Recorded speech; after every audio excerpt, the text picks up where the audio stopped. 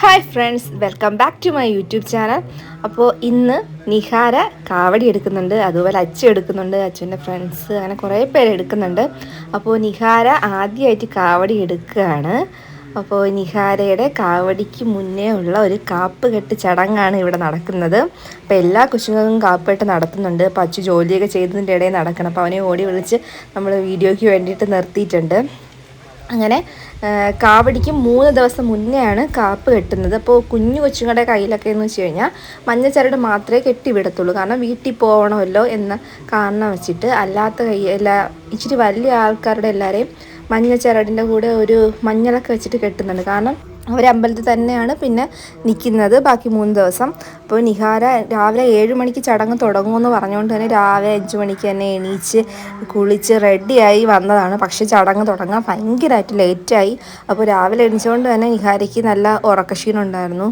അപ്പോൾ ആദ്യമെന്ന് വെച്ച് കഴിഞ്ഞാൽ ഒരു കാവടിക്ക് കാപ്പ് കെട്ടുന്നതിന് മുന്നേ ആയിട്ട് പണ്ടാര കാവടി എന്ന് പറയും. അതിൽ ആ കാവടിയിൽ ദൈവത്തെ ആവാഹിച്ചാണ് അപ്പുറത്ത് അമ്പലത്തിൽ നിന്ന് ഇപ്പുറത്തേക്ക് കൊണ്ടുവരുന്നത്.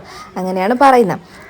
അപ്പോൾ അതിന് വേണ്ടിയിട്ട് ആദ്യം പണ്ടാര കാവടി ആരാണ് എടുക്കുന്നത് എന്നുള്ളത് സെലക്ഷൻ ഉണ്ടായിരുന്നു. അപ്പോൾ അച്ഛനത് ഭയങ്കര ആഗ്രഹമായിരുന്നു പണ്ടാര കാവടി എടുക്കണം എന്നൊക്കെ ഉള്ളത്. പിന്നെ എല്ലാവരോടും ഞറുക്കിട്ടെടുക്കുന്ന ഒരിതാണ് ചെയ്തത്. അപ്പോൾ ഞറുക്കിട്ട് എല്ലാ കുട്ടികളുടെയും പേര് എഴുതി ഇട്ട ശേഷം അതിൽ നിന്ന് മുരുകൻ്റെ അടുത്തേക്ക് ഈ ഞറുക്കിടും. എന്നിട്ട് അതിൽ നിന്ന് ഒരു പേരെടുത്തുകൊണ്ട് വരികയാണ് ചെയ്യണം. പോറ്റി എടുത്തുകൊണ്ട് വന്നപ്പോൾ അത് തുറന്ന് വായിച്ചപ്പോൾ അത് അച്ചുവിൻ്റെ പേര് തന്നെയായിരുന്നു, അജൽ. അപ്പോൾ എൻ്റെ അനിയന് എടുക്കാൻ പറ്റിയല്ലോ. എനിക്കും അവനും ഭയങ്കര സന്തോഷമാണ്. എല്ലാവർക്കും, നമ്മുടെ വീട്ടിലുള്ള എല്ലാവർക്കും അങ്ങനെ ഒരു അനുഗ്രഹം ഉണ്ടായല്ലോ, പണ്ടാര കാവടി തന്നെ എടുക്കാൻ പറ്റിയല്ലോ എന്നുള്ളതൊക്കെ. അപ്പോൾ അത് ഭയങ്കര ഒരു ദൈവാനുഗ്രഹമായിട്ട് തോന്നി. അപ്പോൾ ഫസ്റ്റ് ആ പണ്ടാര കാവടിയിൽ പൂജ ചെയ്യുന്നതാണ് അവിടെ നടക്കുന്നത്. അപ്പോൾ എല്ലാവരും കൂടെ ചേർന്നിട്ട് ഈ 10 എന്തൊക്കെയോ മഞ്ഞൾ, പിന്നെ നെയ്യ്, അങ്ങനെ കുറേ സാധനങ്ങൾ വച്ചിട്ട് ഓരോന്നായിട്ട് അതിലേക്ക് ഒഴിച്ച് പൂജ ചെയ്യും. എനിക്ക് അതിനെക്കുറിച്ചൊന്നും ഭയങ്കരമായിട്ട് പറഞ്ഞുതരാനുള്ള നോളജ് ഇല്ല, ഞാൻ കണ്ട കാര്യമാണ് പറയുന്നത്. അപ്പോൾ ഇങ്ങനെ വെച്ചിട്ട് എല്ലാവരും കൂടെ ചേർന്നിട്ട് പൂജ ചെയ്യുകയാണ്. അപ്പോൾ പൂജ ചെയ്ത് ശേഷം ഇതിനെ കൊണ്ടുവന്ന് അമ്പലത്തിന് ഫ്രണ്ടിലായിട്ട് വെക്കും. വച്ച് അവിടെ ആ പണ്ടാര കാവടിയാണ് 3 ദിവസം പൂജിക്കുന്നത്. അപ്പോൾ അതിൽ വിളക്കൊന്നും അണയാതെ 3 ദിവസവും അവിടെ തന്നെ ഇരുന്ന് തിരിയെ കത്തിച്ച് നമ്മൾ ചെയ്യണം. അപ്പോൾ പണിഞ്ഞ് കൊണ്ടുവരികയാണ് ചെയ്തത്. ഒരു സ്ഥലത്ത് മുരുകൻ്റെ പടമാണ് കൊത്തിയിരിക്കുന്നത്, ഇപ്പുറത്തായിട്ട് ഗണപതി. കാണാൻ തന്നെ നല്ല ഭംഗിയായിരുന്നു ആ പണ്ടാര കാവടി കാണാൻ വേണ്ടിയിട്ട്. അപ്പോൾ അതിൻ്റെ പൂജകളും കാര്യങ്ങളൊക്കെയാണ് ചെയ്യുന്നത്. അപ്പോൾ ഈ ഫുൾ പൂജകൾ കഴിഞ്ഞ് ഇവ കൊണ്ടുവന്ന് വയ്ക്കും. അതിന് ശേഷമാണ് കാവടിക്ക് പോകുന്ന എല്ലാവർക്കും മാല ഇടുന്നതും പിന്നെ കാപ്പ് കെട്ടുകയും ചെയ്യുന്നത്. അങ്ങനെ പൂജ കഴിഞ്ഞിട്ട് അത് അച്ചു എടുത്തുകൊണ്ട് പോവുകയാണ് കാവടി, പണ്ടാര കാവടി. ഇത് ഇനിയിപ്പോൾ 3 തവണ വലം വെച്ച ശേഷം കൊണ്ടുവന്ന് വയ്ക്കും. അപ്പോൾ അച്ചുവിനത് എടുക്കാൻ പറ്റിയതിൽ ഭയങ്കര സന്തോഷം എന്ന് വെച്ച് കഴിഞ്ഞാൽ എങ്ങനെ സന്തോഷം പറഞ്ഞ് അറിയിക്കണമെന്നുണ്ട്. അപ്പോൾ ഓടി വന്നിട്ട് എനിക്കാണ് കിട്ടിയത് എന്ന് പറഞ്ഞപ്പോഴത്തേക്കും നമ്മുടെയൊക്കെ കണ്ണറിയാതെ അങ്ങ് നിറഞ്ഞു. അത്രയും സന്തോഷമായിരുന്നു നമുക്ക് എല്ലാവർക്കും. അപ്പോൾ എടുത്തിട്ട് വരികയാണ്. കാവടി എടുക്കുന്ന വലിയവരെല്ലാവരും 41 ദിവസത്തെ വ്രതമാണ് അനുഷ്ഠിക്കുന്നത്. കുഞ്ഞുങ്ങൾക്ക് 7 ദിവസത്തെ വ്രതമാണ് എടുക്കുന്നത്. ആ കാവടി എടുക്കുന്നതിൽ ഏറ്റവും ചെറുതായിട്ടുണ്ടായിരുന്ന ഏറ്റവും കുഞ്ഞുകുട്ടി നിഹാരയായിരുന്നു. അപ്പോൾ അതും നമുക്ക് ഭയങ്കര സന്തോഷമാണ്. കാരണം ഈ കുഞ്ഞിനെ തന്നെ നിഹാരയ്ക്ക് കാവടി എടുക്കാൻ പറ്റിയല്ലോ. അത് അച്ചു അപേക്ഷിക്കുകയാണ് ചെയ്തത്, നിഹാരയെ കൊണ്ട് കാവടി എടുക്കാമെന്ന് അച്ചു പറഞ്ഞു. അപ്പോൾ നമ്മളും ഓക്കെ പറഞ്ഞു.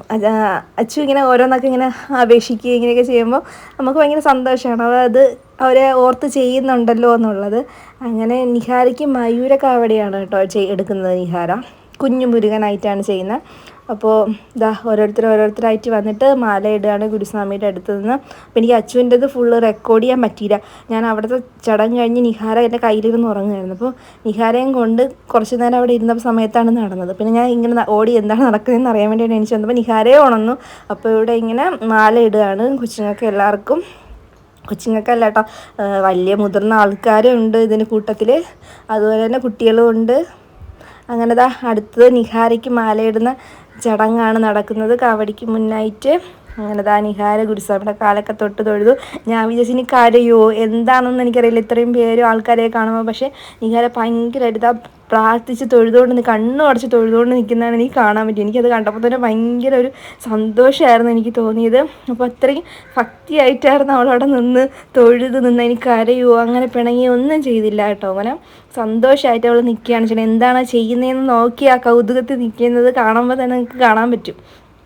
ഇത് മാല ഇട്ട ശേഷം നാരങ്ങയും തേങ്ങയും ഇങ്ങനെ മൊത്തത്തിൽ ഒഴിഞ്ഞ് കുഞ്ഞിനെ മൊത്തം ഒഴിഞ്ഞ് എല്ലാ ദോഷങ്ങളും കാര്യങ്ങളൊക്കെ മാറാൻ വേണ്ടിയിട്ടായിരിക്കും.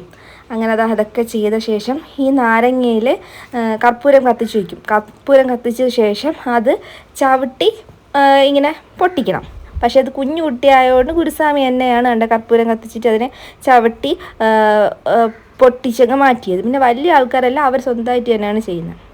അപ്പോൾ ഇങ്ങനെ നിഹാരയ്ക്ക് ഉള്ളത് പൂജയും കാര്യങ്ങളൊക്കെ ചെയ്ത് കാവടിക്ക് മുന്നായിട്ടുള്ള തേങ്ങയും ഉടച്ചിട്ട് ഒരു ചുറ്റും വലം വെച്ച് വരണം.